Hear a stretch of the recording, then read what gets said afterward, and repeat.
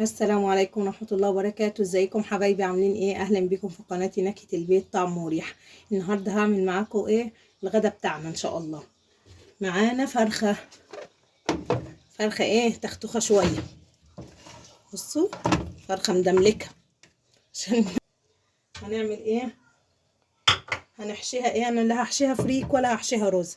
هعمل لها خلطة البصل، مقطعة بصلاية كبيرة حلوة جوانح كده، وطماطم زيها برضو. نعمل ايه؟ هنجيب البصل، نرش عليه ملح، نحطهم في بعض كده عشان يتملحوا.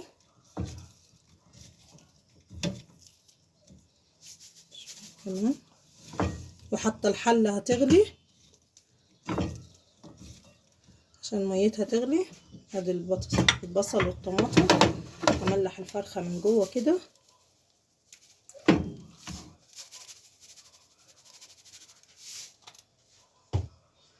واعملها ايه. ادي الطماطم مع البصل، هديهم دعكه مع بعض كده.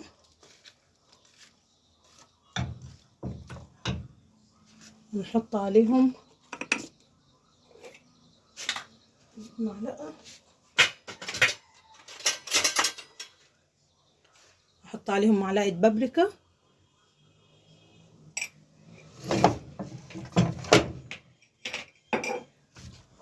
ادعكم مع بعض. سلام عليكم. بعد كده همسك الفرخه، احط لها برضو شويه ملح من جوه عشان تتملح. بعد كده ايه، هحشيها بالبصل والطماطم. احنا مش عايزين ناكل فراخ محشيه النهارده، هنعمل لها بس ايه التتبيله دي.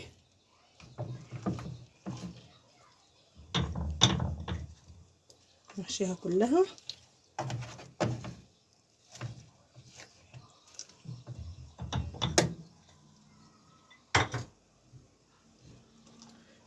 وهقفلها واحطها في الميه المغليه.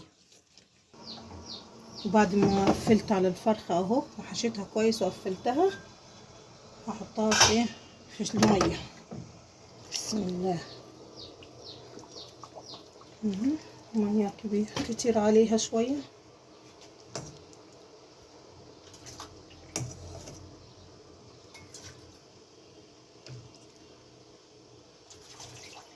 وهحط حبهان وقرفه ولورا.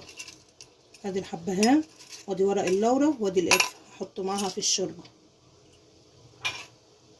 بس هسيبها دلوقتي لغايه ما تستوي كده معانا.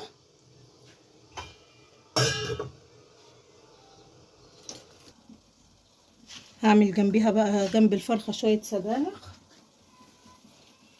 بصراحه انا بحب السبانخ بس عيالي ما بيحبوهاش. هحط شويه السبانخ.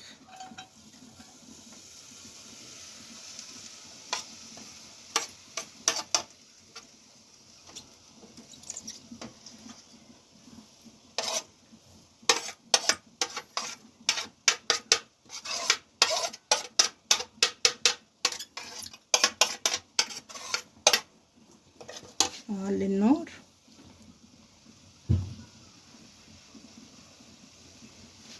اقلب.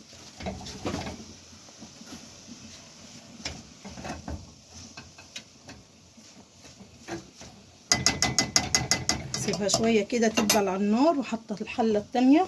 هعمل بقى شويه لسان عصفور عشان الحق اخلص.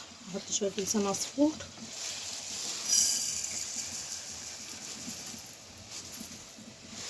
شوفوا كده الفراخ، بصوا عملت شوربه وايه وبتغلي. هعمل على النار دي لسان عصفور.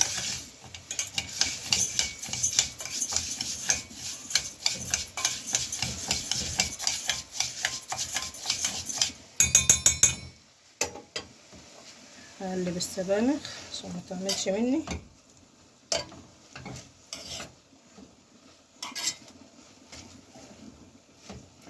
السبانخ انا بحب اعملها بدمعه حمراء، وبحط لها شويه رز صغيرين كده، وبحط لها ايه الدمعه الحمراء، وبعد كده بروح ايه حاطه لها مزودها بالشوربه.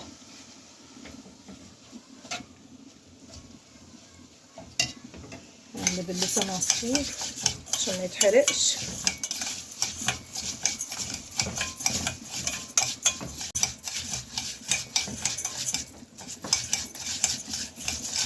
قلبي قلبي لحد ما يحمر معاكي اللسان عصفور. شايف السبانخ؟ بصي السبانخ كده دبلت معاكي من غير اي حاجه، بصي دبلت. هحط لها شويه رز، معلقتين رز يعتبر، متكتريش. في ناس بتعملها بفريك وفي ناس بتعملها بالرز، انا احيانا كده واحيانا كده يعني. النهارده هعملها بالرز.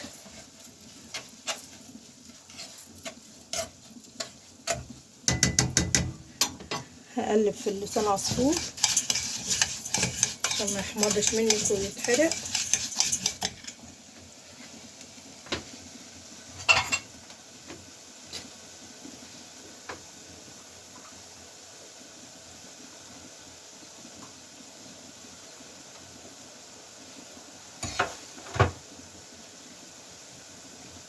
بصي ادي الدمعه بتاعت السبانخ اهي، هنحطها عليها وهنفضل نقلب شويه فيها، تاخد وتدي مع السبانخ شويه بس. وبعد كده هزودها بالايه بالشوربه. هكمل اللسان عصفور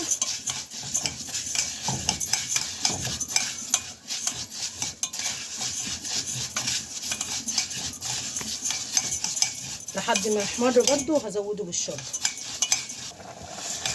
وبعد ما احمر معايا بص لسان عصفور كده ايه اتحمص بقى جميل، اغرف ايه اغرف له شويه شوربه هزودهم بيه.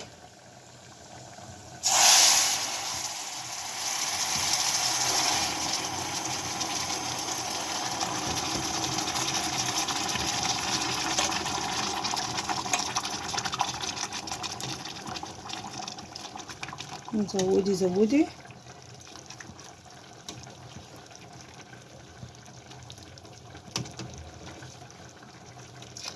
كده. زودنا اللسان عصفور هنسيبه ياخد غلوه واحده بس، وبعد كده ايه هنطفي عليه. هزود برده السبانخ، اضرب بس الحله بتاعتها، مش عايزه الحبهان ده ينزل في السبانخ. هزودها برده شويه قليلين، مش بكتر لها شوربه انا، عشان تبقى جميله كده وماسكه نفسها شويه بالرز.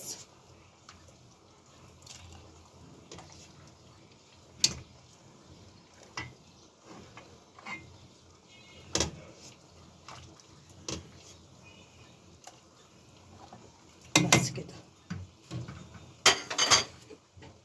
ودي هنحط السبانخ ولسان عصفور هياخدوا غلوه كده ويستووا.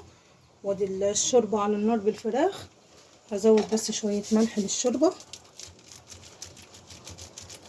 وهحط للسان عصفور كمان، وهحط الايه للسبانخ، بس مش هكتر للسبانخ. هديها تقليبه وهسيبها تستوي. لسان عصفور برضو هديله تقليبه كده وهسيبه لحد ما ايه تستوي. وادي الفراخ على النار، هقفل عليها واسيبها تستوي. كان معايا ايه حبه ورق كرنب لقيتهم في الفريزر عندي، قلت هعمل لهم حله صغيره كده على قد الورق ده يعني، فهعمل له الخلطه وهوريكم. كده الاكل جاهز معانا. بصوا الفرخه حطيتها تحت الشوايه، وكنت حاطه عليها صلصه وفلفل اسود وملح، وحطيتها تحت الشوايه تتحمر. وعملت معاكم اللسان عصفور، بس هنعصر عليه ليمونه عشان يبقى طعمه تحفه. ودي الشوربه برضو حطيتها في الفرن عشان تاخد وش كده وتبقى طعمها جميل، وبرضو هحط عليها ليمون. وده المحشي، عملت حله صغيره محشي.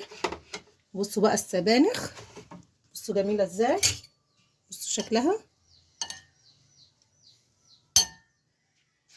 لو عجبكم الفيديو اكتبولي في التعليقات، ومتنسوش تعملوا لي اللايك والاشتراك عشان قناتي تكبر بيكم.